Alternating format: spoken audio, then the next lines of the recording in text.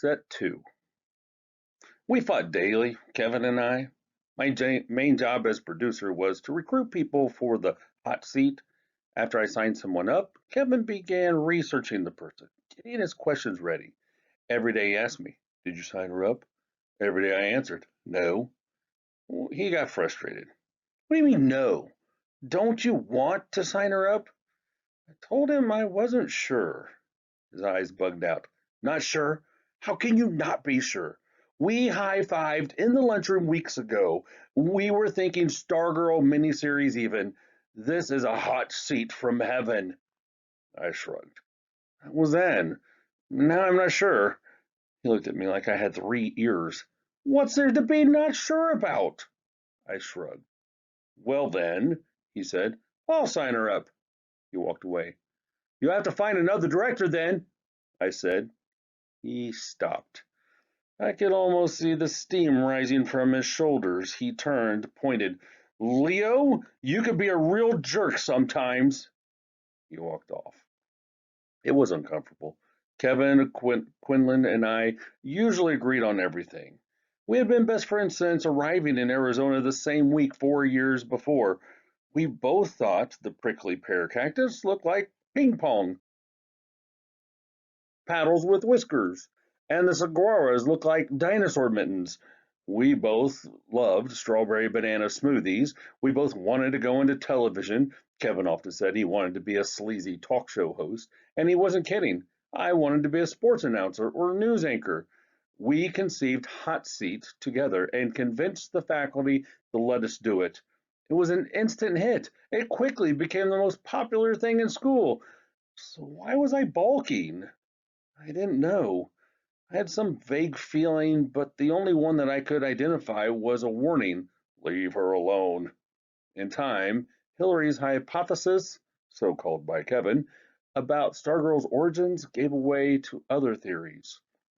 She was trying to get herself discovered for the movies. She was sniffing fumes. She was homeschooling gone amok. She was an alien.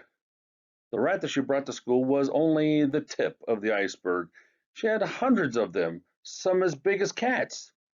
She lived in a ghost town in the desert. She lived in a bus. Her parents were circus acrobats. Her parents were witches. Her parents were brain dead vegetables in a hospital in Yuma. We watched her sit down in class and pull from her canvas bag a blue and yellow ruffled curtain that she draped over 3 sides of her desk.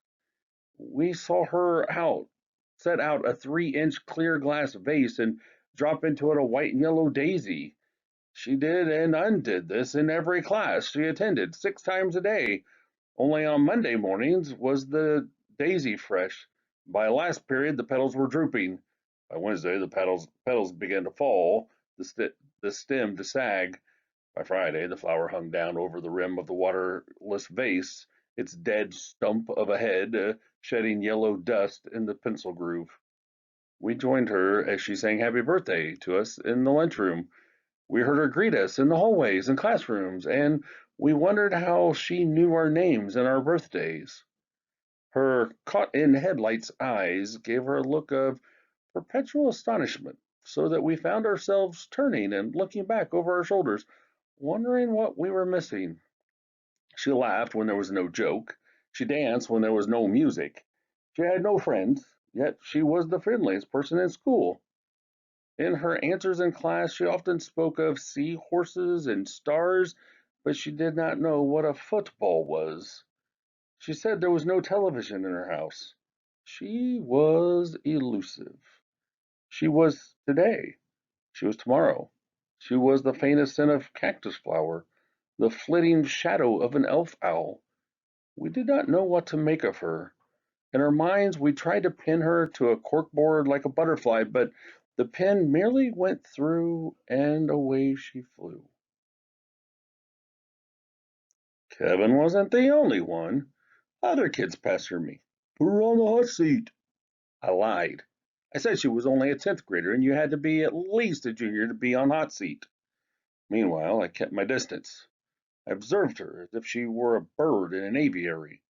One day I turned a corner and there she was, coming right at me, the long skirt softly rustling, looking straight at me, surrounding me with those eyes. I turned and trotted off the other way. Seeing myself in my next class, I felt warm, shaken. I wondered if my foolishness showed. Was I myself becoming goofy? The feeling I had had when I saw her around the corner had been something like panic. Then one day after school, I followed her. I kept at a safe distance. Since she was known not to take a bus, I expected the walk to be short. It wasn't. We trekked all over Micah, past hundreds of grassless stone and cactus front yards, through the Tudorized shopping center, skirting the electronics business park, around which the city had been invented a mere 15 years before. At one point, she pulled a piece of paper from her bag. She consulted it. She seemed to be reading house numbers as she walked along. Abruptly, she turned up a driveway, went to the front door, and left something in the mailbox. I waited for her to move off, and I looked around. No one on the street. I went to the mailbox, pulled out a homemade card, opened it, read tall letters. No, each tall letter was a different painted color. The card said, "Congratulations!" It was unsigned. I resumed following her. Cars pulled into driveways. It was dinner time. My parents would be wondering. She took the wrap from the bag and put it on her shoulder. Riding there, the rat faced backward, its tiny triangular face peeping out of her sand-colored hair. I could not see its beady black eyes, but I guess it was looking at me. I fancied that it was telling her what it saw. I fell further back. Shadows crossed the street. We passed the car wash and the bike shop. We passed the country club golf course, the bigger spread of green grass until the next golf course in the next town. We passed the "Welcome to Micah" sign. We were walking westward. There was us and the highway and the desert and the sun blazing above the Maricopa Mountains. I wished I had my sunglasses. After a while, she veered from the highway. I hesitated and followed. She was walking directly into the setting sun. Now a great orange perched atop the mountain crests. For a minute the mountains were the same dusky lavender as her sand skimming skirt. With every step the silence grew, as did my sense that she knew, had known all along, that she was being followed, or more, that she was leading me. She never looked back. She strummed her ukulele. She sang. I could no longer see the rat. I imagined it was dozing hair. I imagined that it was singing along. The sun lay down behind the mountains. Where was she going? In the gathering dusk, the saguaros flung shadows of giants across the pebbled earth. The air was cool in my face. The desert smelled of apples. I heard something. Coyote? I thought of rattlesnakes and scorpions. I stopped. I watched her walk on. I stifled an impulse to call after her, to warn her. Of what? I turned and walked and then ran back to the highway. At Micah Area High School, Hillary Kimball was famous for three things: her mouth, the hoax, and Wayne Parr. Her mouth spoke for herself, most often to complain.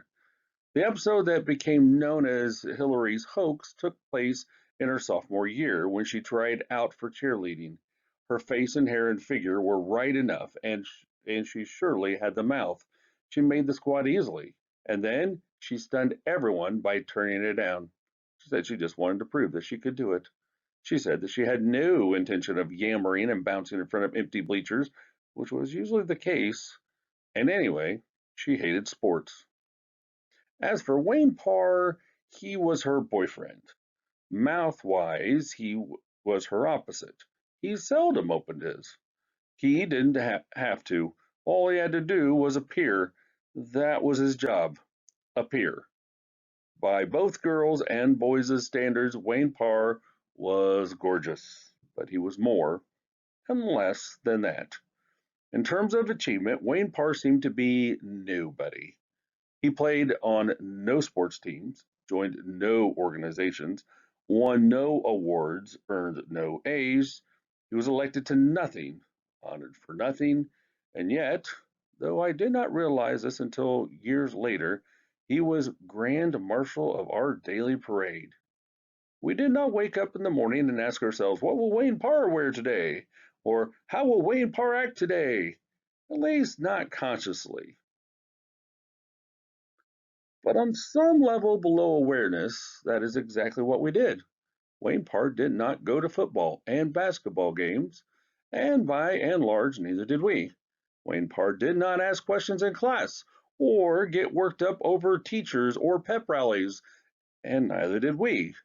Wayne Parr did not much care, neither did we. Did Parr create us, or was he simply a reflection of us? I didn't know. I knew only that if we peeled off one by one all the layers of the student body, you would have found at the core not the spirit of the school, but Wayne Parr. That's why in our sophomore year, I had recruited Parr for the hot seat. Kevin was surprised. Why him? Kevin said. What's he ever done? What could I say? That Parr was a worthy subject precisely because he did nothing? Because he was so monumentally good at doing nothing? I had only a vague insight, not the words. I just shrugged. The highlight of that hot seat came when Kevin asked Parr who was his hero, his role model. It was one of Kevin's standard questions. Parr answered, GQ. In the control room, I did a double take. Was the sound working right? GQ? Kevin repeated dumbly. Gentleman's Quarterly? Magazine? Parr did not look at Kevin. He looked straight at the camera. He nodded smugly. He went on to say he wanted to become a male model. His ultimate ambition was to be on the cover of GQ, and right there, he posed for the camera. He had that disdained model look down pat, and suddenly I could see it. Jaw square at the corner of a cover, the chiseled cheeks, the perfect teeth and hair. That, as I say, took place toward the end of our sophomore year. I thought then that Wayne Parr would always reign as our Grand Marshal. How could I have known that he would soon be challenged by a freckled nose homeschooler? The call came from Kevin on a Friday night. He was at the football game. Quick, hurry, drop whatever you're doing now. Kevin was one of the few who went to games. The school kept threatening to drop football because of low attendance. They said ticket receipts were barely enough to pay for electricity to light the field.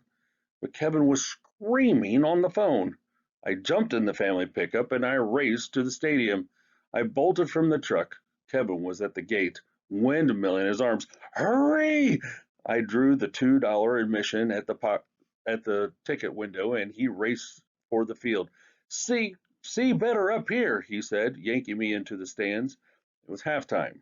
The band was on the field, all 14 of them. Among the students, it was known as the world's smallest standing band. There weren't enough of them to form recognizable letters or shapes, except for a letter I. So they didn't march much at halftimes of games. They mostly stood in two rows of seven each, plus the student conductor. No majorettes, no color guard, no flag and rifle girls. Except this night. This night, Stargirl Caraway was on the field with them. As they played, rooted in their places, she pranced around the grass in her bare feet and long lemon yellow dress. She roamed from goalpost to goalpost. She swirled like a dust devil. She marched stiffly like a wooden soldier. She toddled an imaginary flute. She pogoed into the air and knocked her bare heels together. The cheerleaders gaped from the sidelines. A few people in the stands whistled. The rest, they barely outnumbered the band, sat there with "What is this?" on their faces. The band stopped playing and marched off the field. Stargirl stayed. She was twirling down the 40-yard line with when the players returned. They did a minute of warm-up exercises. She joined in, jumping jacks, ballet whomps. The teams lined up for the second half kickoff.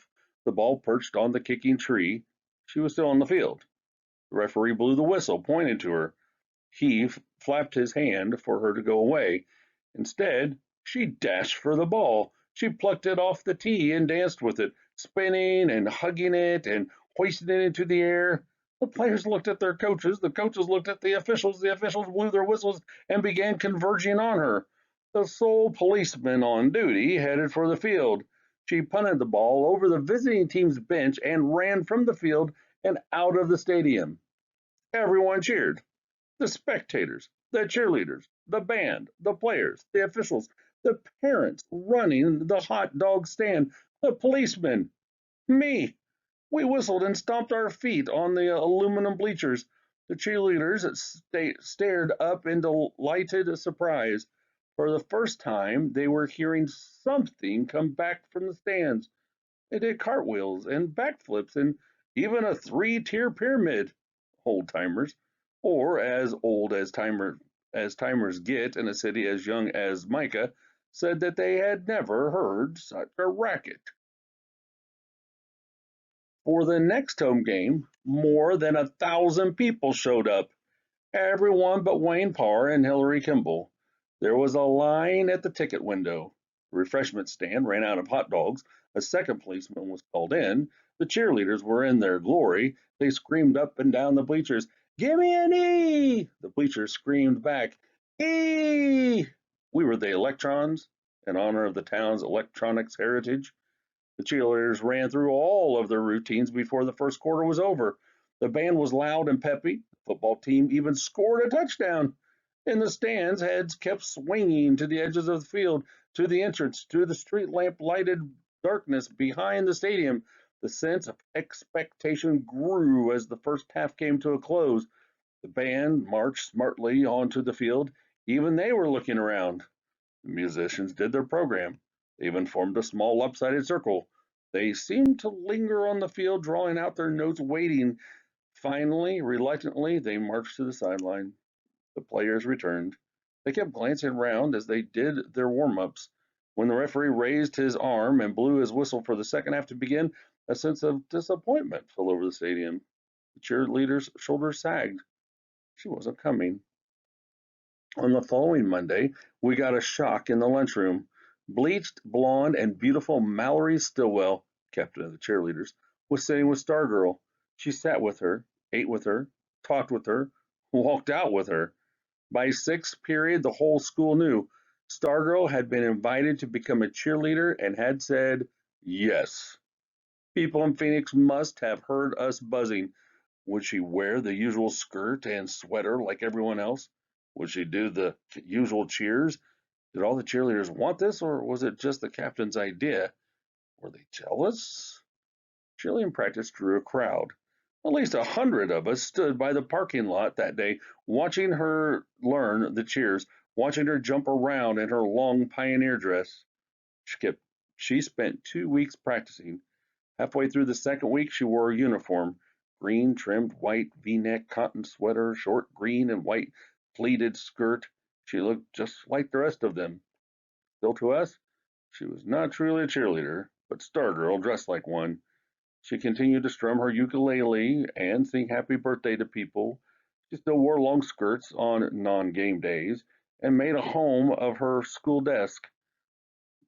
When Halloween arrived, everyone in her own room found a candy pumpkin on his or her desk. No one had to ask who did it. By then, most of us had decided that we liked having her around. We found ourselves looking to coming to school, to seeing what bizarre antics she'd be up to. She gave us something to talk about. She was entertaining. At the same time, we held back because she was different. Different. We had no one to compare her to, no one to measure her against. She was unknown territory, unsafe. We were afraid to get too close. Also, I think we were all waiting to see the outcome of an event that loomed larger and larger with every passing day. The next birthday coming up was Hillary Kimball's.